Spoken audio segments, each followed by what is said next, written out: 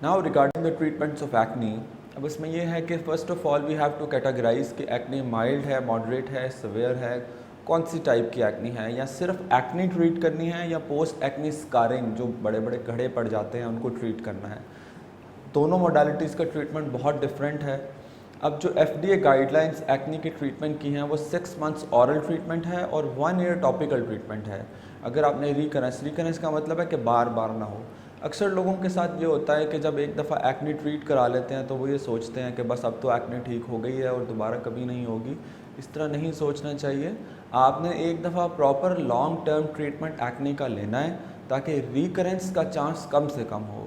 ہمارا مین M acne کے treatment میں یہی ہوتا ہے کہ ریکرنس نہ ہو. اگر ریکرنس ہوگی تو ڈیفینیٹلی بار بار اٹیکس ایکنی کے ہوں گے اور اتنا ہی چانس سکارنگ کا زیادہ ہوگا.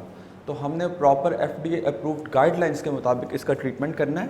اور پھر اگر ان کیس کچھ پیشنٹس ایسے بھی آتے ہیں جن کی ایکنی تو ٹھیک ہو گئی ہوتی ہے لیکن سکارنگ بہت زیادہ ان کے فیس پہ ہوتی ہے، بڑے بڑے گھڑے ہوتے ہیں اور وہ بہت کنسرنڈ ہوتے ہیں کیونکہ سکارنگ بہت زیادہ کاسمیٹک ڈسفگرمنٹ کرتی ہے فیس پہ اور لو سیلف اسٹیم کا باعث بنتی ہے.